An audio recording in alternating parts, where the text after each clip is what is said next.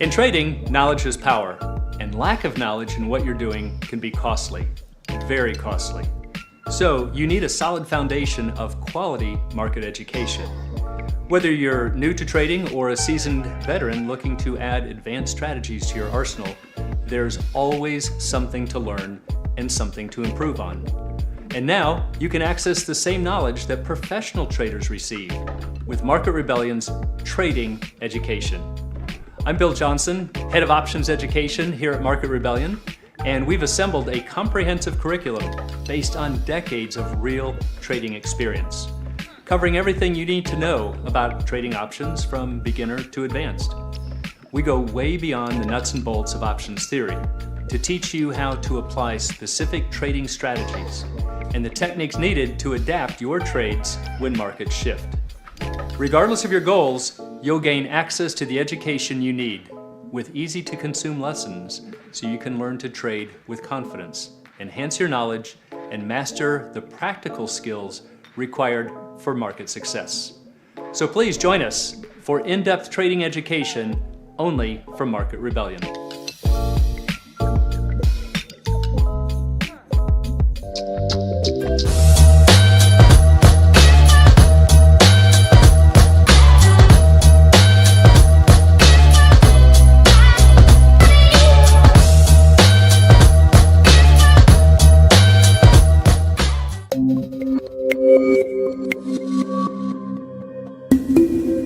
Hey, welcome back, Market Rebels, to another edition of Coach's Corner.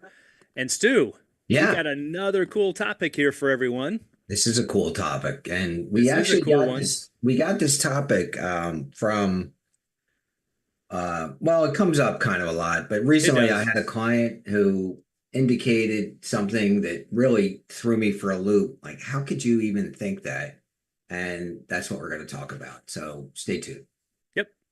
But it does come up a lot, and we can see where there is confusion from traders because, as Stu said, you'll see here. So let's take a look at our Chalk Talk, which is our little thought-provoking puzzle here for you to think about, and then we'll get it answered at the end of the presentation. But let's say that our stock is trading up here at 110. You've got the $100 call trading for 11. And so the question we want to explore today, at expiration, will you lose $11, the full option premium, from the passage of time? Now, we want to make real sure that we're emphasizing from the passage of time, not from the stock price heading lower. Yeah. Just from so the stock is going to stay at 110. Are you going to lose the full 11? See, the question that was posed to me was, I'll paraphrase. It went something like this. I have to sell my option prior to expiration because otherwise I'm going to lose the $11. Right. Yeah, he had an option that was deep in the money. Yep. Bill and I have to talk about this because I'm sure that this is running around all over the place, and we need to talk about this. So let's do it. And the reason that people do that is they'll say, well, options, we've heard that options expire worthless. At expiration, they're worthless. And that's where this misperception comes in. So the question we're going to address today is, do options lose intrinsic value at expiration? All right, so that's what this person's question was. And as we've talked about, lots of people have this. Yeah, and here's the thing. A lot of people, I would say most people in the beginning, actually don't even know that there is something called intrinsic value or extrinsic value, or how that price of that option is really put together to come up with a value. They just kind of have read, heard, their neighbor, their whatever told them, hey, options go to zero, and there you go. So you better tread lightly. Yep, and that's where this comes from. So to start off with, let's break down, we have intrinsic and time values. All option prices can be broken down into two pieces. There's actually more, but these are the two main pieces. We have intrinsic value, and we have a time value, also called the extrinsic value. When people are learning, I usually like to use time value because that's the value that's the additional value on the option just because time still remains on the option. That's why it's called time value. And it's really important to understand these two because every single strategy that you use will make use of one or both. And so if you don't know where that value is coming from, you're going to be led into some bad mistakes and some potential traps. So we have to make sure we understand intrinsic and time values. So let's do that first. There's really general classifications for money. It's called moneyness. And it's just we have in the money, at the money, and out of the money. So at the money options, and this goes for calls or puts, is generally speaking where the strike equals the stock price. So if the stock is 100, the $100 call and the 100 put would be at the monies. In the real world, it's pretty rare that you're going to find it exactly equal to the stock's price. So in practice, we just find the one that's closest. And that is generally what we call the at the money. Yeah. Now, what we want to do is to figure out intrinsic value and in the money. So we've got an at the money option. What's an in the money option? An in the money option has intrinsic value. And this is a thing that we use to a little mnemonic to teach people. Look at the word in. Intrinsic value is an in the money option. So that's kind of an easy way to remember it. So if you can remember, if your option is moving in the money, becoming more valuable, it's gaining intrinsic value. Now, here's the big key. This is where people get tripped up with intrinsic value. And I like to use this as a little visual, kind of an analogy. Let's say we have a jar of cash, and it looks like more than $100, but we're going to just pretend that it's exactly $100 cash in there. But this jar is for sale, including the cash inside.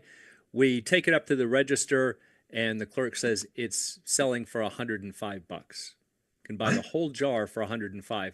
So the question that I have for you, Stu, is how much are we paying for the jar? Well, I think the answer is $5. Would be $5. Because But then that's the somebody could say, jar. hold on a second. The receipt here says 105. Why are you telling me 5? It says 105. Because the $100 that I'm going to give you is the cash that's inside it. It's There you just go. cash for cash. I'm not buying anything with it. Correct. Right. You could take the jar out and throw it away on the way out the door. You could break it. Doesn't matter. You've got your $100. You can always pull the $100 out of it. Or I could try and sell the jar to the next guy for $6 and keep the 100 and make $1. There you go. But the main idea is to realize that even though the total price, in the language of options, we would call this the premium, the total price that you paid for the option, that's why we have to break it down.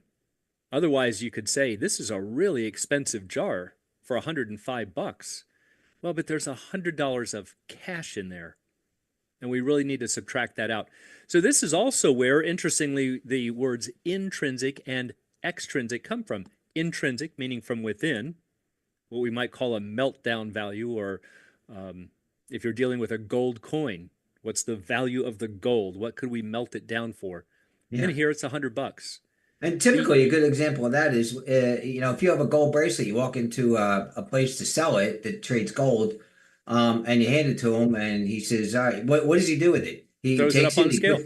Puts it on a scale, exactly, right? Comes up with the whole pennyweight thing and says, Yep. This is how much it's worth per ounce of gold. Breaks it down and gives you $1, and you say, "Well, that's crazy. I paid $1,000 for it." And what does he say, Bill? It's worth. In Philadelphia, it's $50. One of our favorite lines from Trading Places. But the point is that yes, there could be an artistic value to it, but they're not paying you for that. That's extrinsic value. They're just paying you for the gold. And so you kind of have to have that mindset. That's where the intrinsic value is coming from. Now, the extrinsic value is something that exists outside of cash. That's why it's called extrinsic. So what exists outside of cash here? The jar. So if this were an option, we would say there's $100 of intrinsic value and there's $5 of extrinsic value, even though the option's total price is $105. Okay, so kind of keep that in mind as we move forward. So let's take a look at intrinsic value with calls. This will occur anytime the stock price is greater than the strike. Bill, time out for 1 second. Sure. Go back one thing, please. All right, so everybody, take a look at that picture, look at the cash inside it, and ask yourself, can that cash evaporate to zero over a period of time? Forget about inflation and all that kind of stuff. Is that $100 dissipating over the next 5 days, 30 days? Right. Is it going anywhere? Nope. And the answer is no, right? And that's your intrinsic value. That's Go the ahead, Bill. intrinsic value, right? That's what we can pull out of the jar, or in our cases, with the options. So let's take a look at intrinsic value with calls. This is going to happen anytime we have a stock price is greater than the strike. So you could either buy it that way, you could buy it with intrinsic value, or maybe you buy it out of the money and the stock moves into the money, and then it starts generating intrinsic value. So let's say we have a $100 call. Anytime we have the stock price above it, we have intrinsic value. How much? What's the difference? Here we would have $5 of intrinsic value. Why is that? Because you can always exercise the call and sell the stock to get the cash. This is why we call it a meltdown value, right? Um, Even if let's say if it were trading for $4 or $3 or zero, I could say, you know what? Let me exercise the call.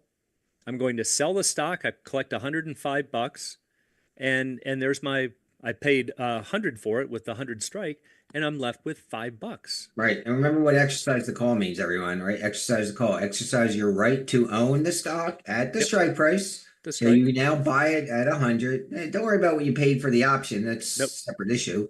You get to buy the $100 stock, and you could turn around and sell it for whatever it's trading at, Yep. right? It could be 105. 195, 105. I mean, you wouldn't exercise if it was 95, but if it was 120, you might think about it. Yeah. And so that's how we can always pull the cash out of it. Now, for puts, it works the same way in reverse. This Yeah. is where the stock price will be less than the strike. Sure. So if we have the $100 put, and let's say that the stock is down at 95, it would have intrinsic value. Any number below 100 is intrinsic value. But what's the next question? How much intrinsic value? Well, what's the difference? We have $5 of intrinsic value. And that's because we have the right to sell it for 100, even though it's trading for 95. So that's kind of like the cash in the jar. It's got nothing to do with the right to walk away. It has nothing to do with the option. It's just cash. Okay? So those are some of the terms we'll be using. So again, we could always buy the shares and exercise the put to get the cash. Mhm. We can always pull the $5 out of the jar. Now, before we continue, little plug for us here, Stu. Yeah. Please visit marketrebellion.com/get started.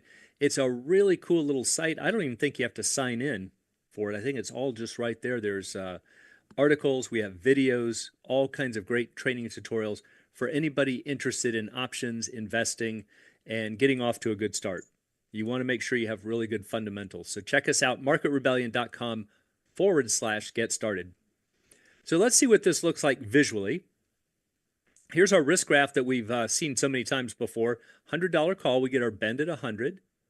And the red line is the current curve. That shows us our current option value. So the thing is that over time, the red line moves towards the blue. That's the extrinsic value, this gap between the red and the blue. And that's what's going to shrink to zero.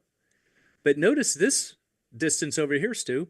If the stock goes to 115, we trace a line up to the blue right here. We have $15 of intrinsic value. This little tiny wedge right here is the extrinsic value. That's all you're going to lose. You're not losing the 15. You're just losing that little red sliver.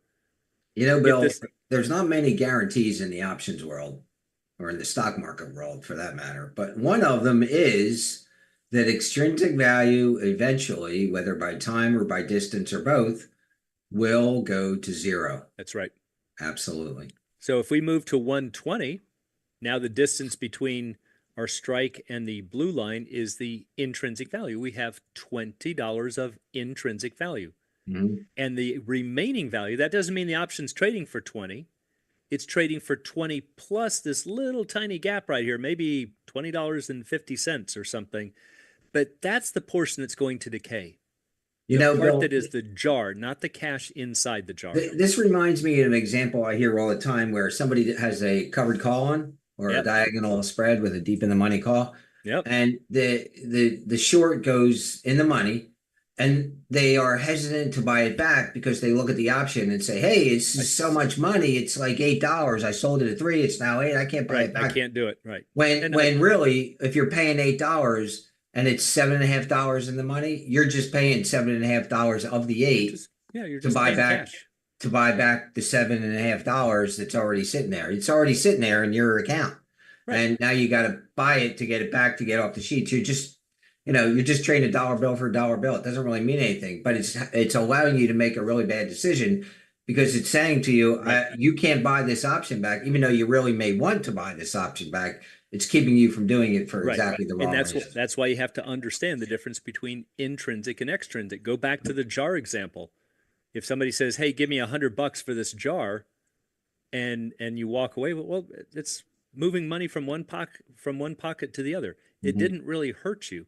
So if you have that covered call that goes deep in the money and you want to close it out, it's not really creating a loss. It's creating a loss on the option, but that's coming back to you in the form of intrinsic value in the stock. Exactly, Right. which is kind of a good thing. That's what you wanted. That's what you wanted. Right. Right. So I mean, you put the hedge on to guard against that not happening. So when it does happen, when don't it be does, upset that it happens because you kind of got what you wanted.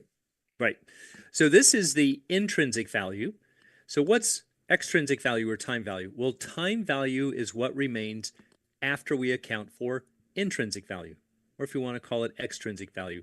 So it's always a two-step process. We have to figure out first how much intrinsic value is there, and then whatever remains we know is time value. So there's nobody in the world, uh, Black and Scholes themselves would not be able to look at an option and say how much time value is there unless we know the relationship between the stock and the strike first. We have to do that first, then we can figure out what the extrinsic value is. So, for example, let's say the stock is 105, the $100 call is 6. All right, so I want everybody out there to think about that. We have the right to pay 100, stock's at 105. There's how much cash in there? $5. There's intrinsic value is $5 because we could always exercise the call, get the shares, sell the stock. We could pull $5 out of it. But it's not trading for 5, is it? Just like our jar was 105 with $100 cash. Here we've got $5 cash, but a $6 price tag. So Stu, how do we account for that extra buck there? Looks like it's the extrinsic value. That's our extrinsic value or our time value. Now, a way that you can check yourself, notice that the intrinsic value plus the time value or the extrinsic value will always add up to the option's total price, just like it did with our jar. $100 cash plus a $5 jar equals 105 total price tag. So when you see this, the only thing that's going to decay away over time, not from the stock price moving against you, but from time, is this piece right here, not the cash. Because we could always melt it down and get the cash out ourselves. It's not going anywhere. Okay, so there's an example with a call option. Let's do it with a put. This time we'll put the stock at 95, $100 put at 6. So again, everybody out there, I want you to think we have the right to sell for 100. That's what a long put is. But the stock's at 95. Is that a benefit to be able to sell for 100? Yes. In my book, it is. In my book, it is too. Now the question is, how much of a benefit? $5. $5. Okay. And so we know that there's $5 of real cash or intrinsic value. It's $5 in the money. Yeah, But it's not trading. It's not trading for 5. It's trading for 6. so you got an extra dollar. A little ditty in here. So people often say to me, "Wait, I gotta memorize this equation." Let's see, calls. It's going to be the stock price minus the strike price, and then the Yep. puts are going to be the other way around. So I Super would say to confusing. everybody, look, forget it. Forget it. Forget these equations. Just remember, just understand that there's a difference between the stock price and the strike price. And that is the intrinsic value. That's all you have to know. That's all you got to know. That's all How you much got of to a calculation did all of you do when you looked at the jar and we said it was trading for 105? Did you have to memorize, say, let me look up the formula? You said, well, no, there's $100 cash. The jar must be 5. You don't need a formula for it. I mean, it might be okay when you're first learning if it helps you to check, but I don't resort to formulas. I just look at it and I can say, okay, there's $5 of cash. But because it's trading for 6, there's $1 worth of time value or extrinsic value. Once Here- here- again, Here's another little side note too, everyone, which has nothing to do with this. So maybe I shouldn't say it, but I'll throw it in anyway because I don't know. I just get crazy with this. That dollar, when you look at implied volatility, which is not this, but when you look at implied volatility, you're looking at the level of the dollar. that's right. You're not looking at the level of the implied of the intrinsic value. You're looking at the level of the dollar. It's how we measure the dollar, the extrinsic value. Yep. And oftentimes people get crazy because they see these deep in the money options at this, 140 implied volatility when Right. it might be 10 cents that you're talking about. That's right. That's right. It's just the math computing the nickel that's so far in the money, and it's just meaningless. It just doesn't mean anything. Always start with the at the money implied volatilities to get a handle on where the real implied volatility is. Little side note there. Okay, so now just as with the calls, let's take our 5 plus our 1, intrinsic plus the extrinsic value or the time value. What do we get? The option's total price. All right, so that's a good way to check. All right, so now that we've covered that, let's talk about, oh, I'm sorry. Yeah, this is the part that's going to decay. All right, it's only that dollar from the passage of time. So that means what? That you don't have to sell the option To collect your 6. to collect your 6 prior to some deadline that's being dictated by the contract terms, which is the expiration date. Right. It's always going to be there. Even if you do nothing and you're still going through expiration, you'll still receive that money. That's right. So let's take a little closer look at time decay. So the thing to remember here, main thing from this presentation, only the time value erodes, or the extrinsic value. It's the only part that's decayable. All right, so at expiration, all time values are 0. Not all option prices are 0. And that's the distinction. A lot of people hear, oh, I've heard that all options expire worthless. Not true. If they have intrinsic value, they expire with intrinsic value. But we do know that all options, in the money or out of the money, will expire with no extrinsic value. So the main thing to understand is you will not lose intrinsic value from the passage of time. You only lose intrinsic value from what? Stock price moving against you. When they become not in the money anymore. And they're not in the money, right? You're now losing. Now that cash is slipping out of the jar, but it's not from the passage of time. No. Now, another little thing I like to throw in here to show people who still are convinced that all options go to 0. Here's a time decay graph that everybody's used to seeing for an at the money. We've got a $3 option, 30 days to expiration, time moving this way, 25 days, 20, and so on. And we can see the rate at which that option bleeds away. Fairly slow in the early days, and then what? Off a cliff. But I want you to think of something here. If this is true, where's the stock price in this equation? It says days to expiration, that's time. And then it says extrinsic value here, the options price, assuming it's at the money. Yeah, it's not there. It's not there. It can't, the stock price can't be there. But if you think that intrinsic value is decayable, your time decay graph would not look like this. It could look like this. Yeah. Because as the stock is going deeper and deeper in the money, you would have more and more extrinsic value or more and more intrinsic value to decay. Extrinsic to decay and more intrinsic value. And more intrinsic to decay. And you're going, man, the stock is just running. Now it's going to decay $300 or $400 in a day or $1,000. Think back when NVIDIA was 100 running to 700. And you might have paid $5 for the option.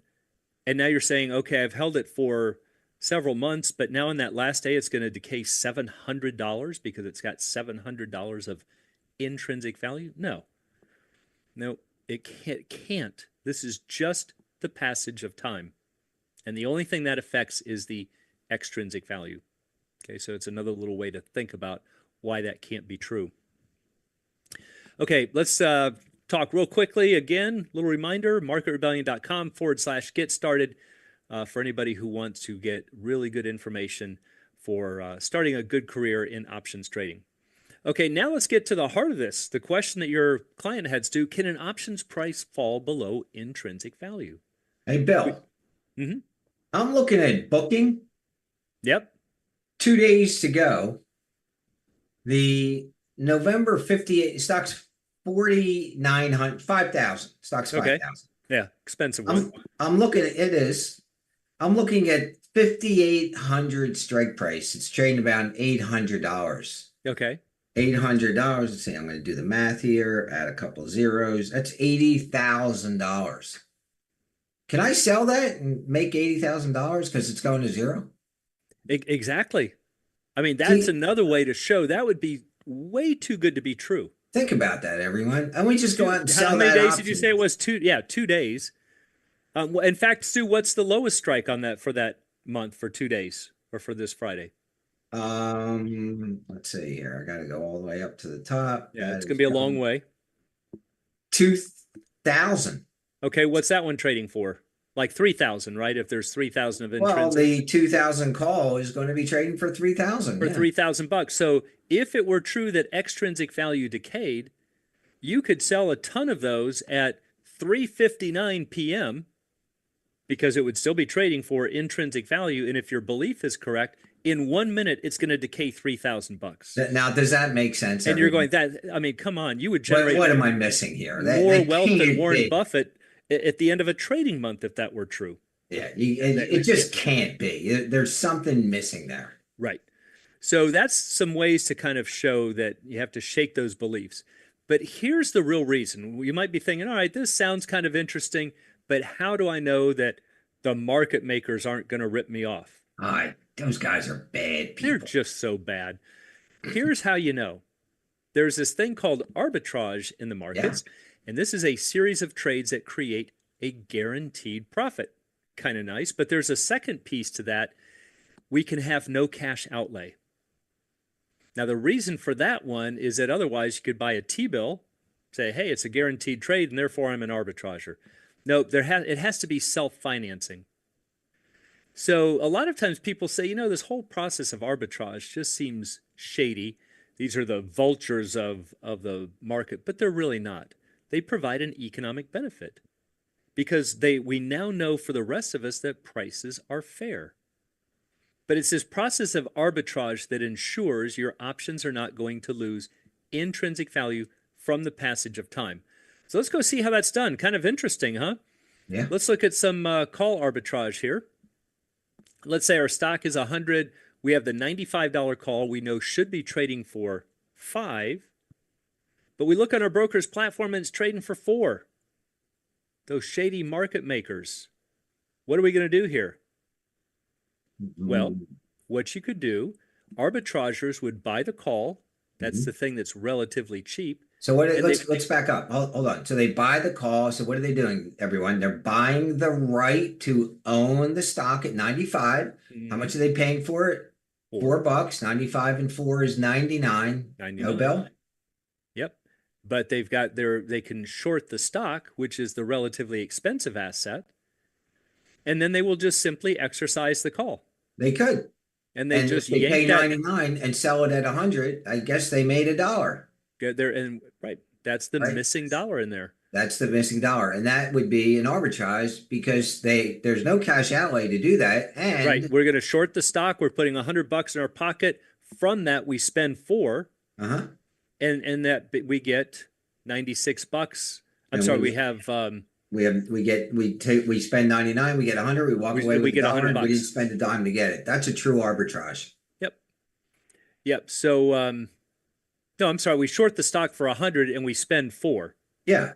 Yeah, right. So we're going to have $96 in there, and then we're going to exercise for 95 from the $96 that we have remaining, and we're going to be left with $1. Yeah, Bill and I are doing the same thing. We're just doing it different ways. But Yes. see, at the end of the day, it's $1. It's self-financing is the key to see. Yeah. We didn't have to use our own money. We generated the money by shorting the stock. Now, some of you might recognize, for those of you in our Q&A, Love that. if you are short stock and long a call, we could get a little fancier here. This is actually a synthetic long put. Mm-hmm. So we could do this. We could take, so remember, here's our definition. We have our stock, $95 call. We're going to short the shares, collect $100. And hold on, Bill. I don't know if you're going to put the answer up there, but everybody think about this. If you have that synthetic long put on, what price do you now own the synthetic long put at? Mm-hmm. Right? That's a good question that you can try and answer.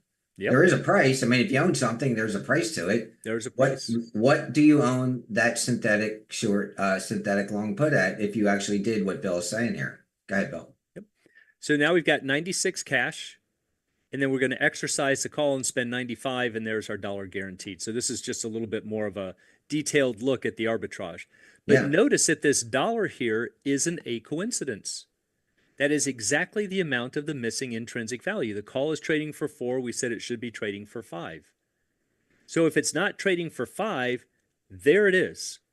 And what's going to happen with this arbitrage when traders are shorting shares, it's going to put downward pressure on the stock, right? Lots of sell orders hitting it.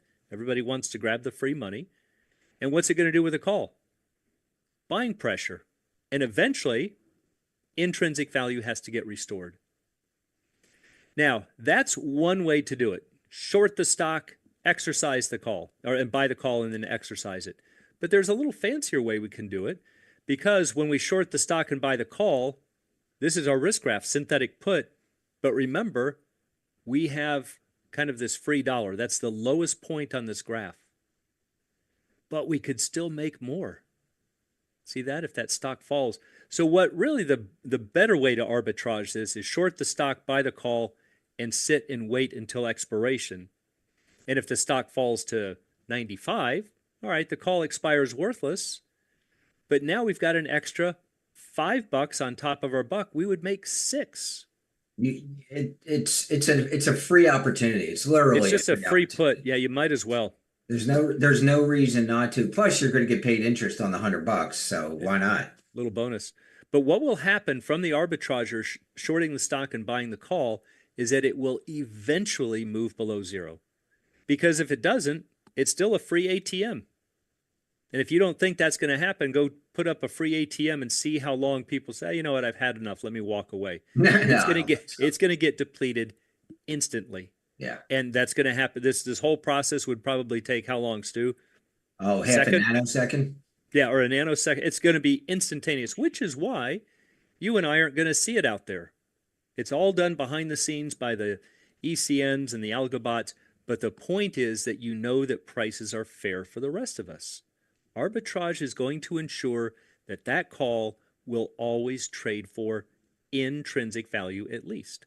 You know, Bill, I often try to throw in a useful application of the concepts that we're talking about. So think if you have one of these calls, maybe you have a call and the stock gapped up, or you have a put and the stock gapped down, and maybe it's an expensive stock, and maybe the markets on the opening are fairly wide till they kind of settle in, or maybe they're not going to settle in. Maybe they're just fairly wide because the stock is so volatile, or it's a very expensive stock and it's very thin. I mean, the markets in booking are like $30 wide sometimes. Oh, yeah. You have to know what fair value is.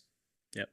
You don't want to if you want to cash out, you want to be able to cash out and not have to wait till somebody accommodates you and lets you know what the fair value should be by tightening up the market. I ran into that.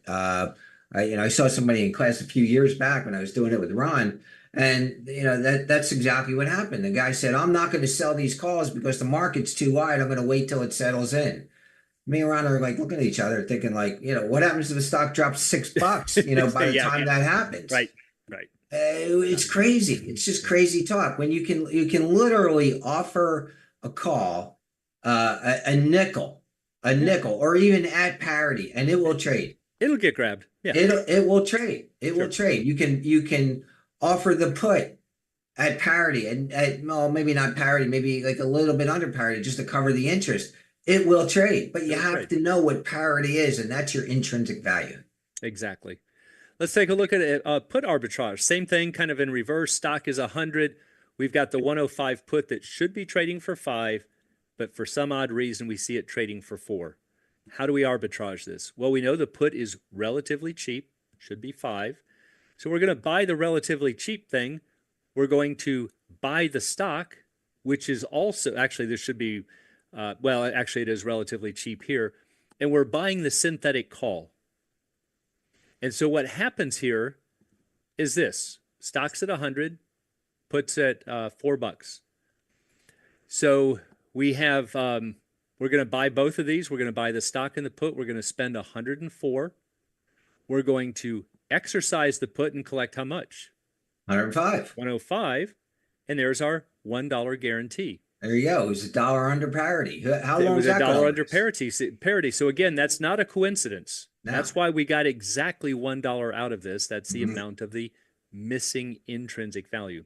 And if we could we carry the stock and carry the put and have the synthetic call and have that tail to the upside, just like we had the tail to the downside on the other example? Yep, we Of course we absolutely could. Yep.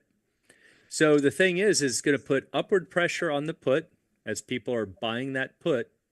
It's going to put upward pressure on the stock. And then what happens to that intrinsic value? Goes away. The missing intrinsic value starts to go away. And this is how we know that the put will trade for at least intrinsic value. So to your point, Stu, there you go. Yes, it would also be a synthetic call. There's our guaranteed buck, but we could also just let it ride.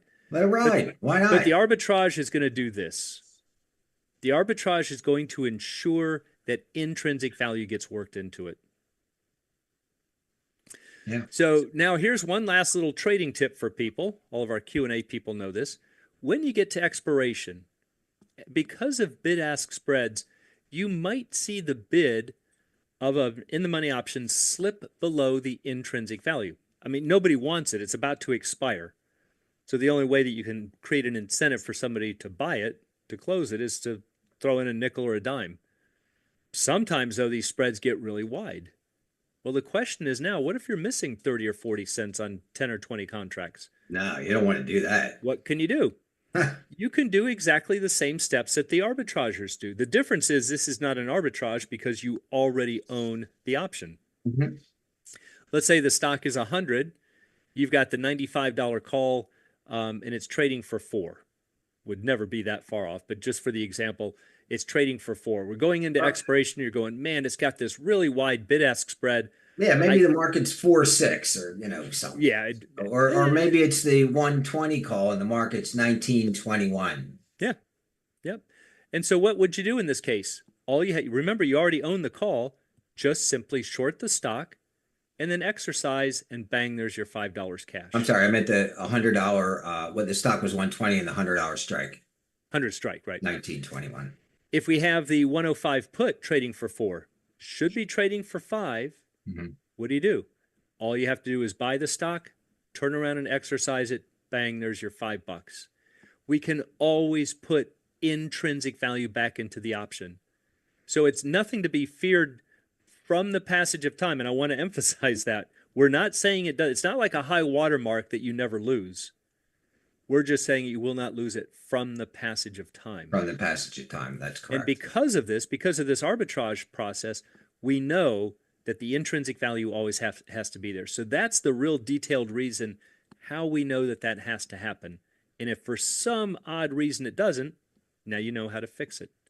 And here's another little thing. The extrinsic value, which is called it is called many things, and one of them is time value. Right. Interestingly enough, the time value of that option may actually be 0.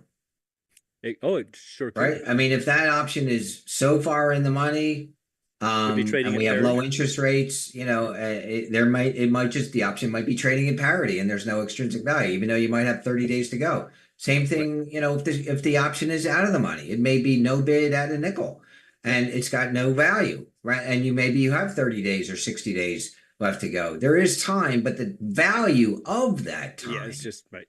could be 0. Could be Yes. 0. Yep. So anyway, we hope that helps you to understand if you have any fears about, hey, I got to close this option because I bought it for 2 and it's now got $10 of intrinsic value or $20 of intrinsic value, and I don't want to lose it from the passage of time. Expiration is tomorrow. I got to get rid of this. That is not true. That you're not going to lose that from the passage of time. You might lose it from the stock going the wrong Could way. absolutely You're lose not it going from to the lose it stock from going the time. wrong way, but you won't lose it from the passage of time. Right. So let's go back to our Chalk Talk question now, and hopefully everybody can answer this one correctly. Our stock is 110. We see the $100 call trading for 11. What do we know? We have $10 of intrinsic, $1 of extrinsic. So the question is, at expiration, will you lose $11 from the passage of time? No. Question now is, how much will you lose, Stu? $1. You're going to lose the extra buck, the $1. You're only going to lose $1 from the passage of time, not 11. Again, assuming that the stock is 110 and it's $10 and the option is $10 in the money. You know, That's you right. got to emphasize that. What Bill's saying is From the it's passage of not the time. time thing. It's the stock price thing relative to the strike price. And that's the intrinsic Only value. adverse stock price movement can erase Yeah. intrinsic value, not the passage of time. But yet that's kind of what people were asking. Yeah. I need to close it because time value is going to, or time decay is going to kick in, and I'm going to Yeah, lose because it's going because at expiration it's going to be zero, and I'm sitting here with Right. $14 of intrinsic value, and I Right, I got to better sell close it it. because I'm going to lose it. Right. There you go. Wrong. Right. Wrong. So anyway, we hope that helps you to understand the details, first of all, intrinsic and extrinsic value or time values, but more importantly, what part decays between today and expiration, and also why you can't lose the intrinsic value from the passage of time. And so if that's new to you, then we'd like to, invite you to some of our Q&As with Market Rebellion, or call it for some coaching lessons with Stu, because if you don't understand these nuances, you're going to be lost with every single option strategy out there. Yep. So any closing comments, Stu? Yeah. So know your product, everyone. Yep. It really helps to know your product. If you don't understand the product, then I would, not that I'm in the business of giving advice, but I'm going to kind of make an exception here. Don't trade the product. Don't do it. Don't do it, right? Learn. It's not super difficult. Right. In fact, it just all of it makes sense in a kind of a pattern. Yeah. You just got to pick up on the pattern. You got to start, right? If you don't really understand what the product is and how it works, you're bound to make a costly mistake. Oh, you will. Right. And it's going to cost you money, which you don't have to do in order to learn. That's why Bill and I are here.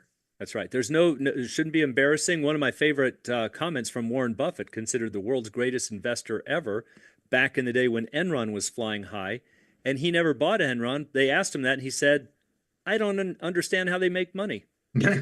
And now we know why he didn't understand, but at the time, people were going, "How could Warren Buffett not understand?" Yeah. But he wasn't embarrassed. No. So I don't understand. There's better opportunities elsewhere for me.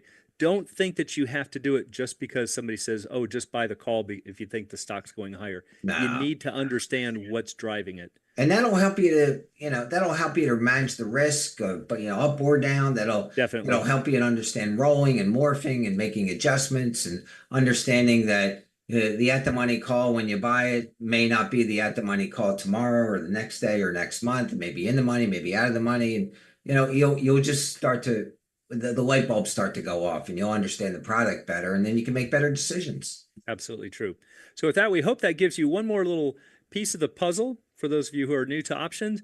We want to thank you for being here, and we'll see you next Thursday on Coach's Corner.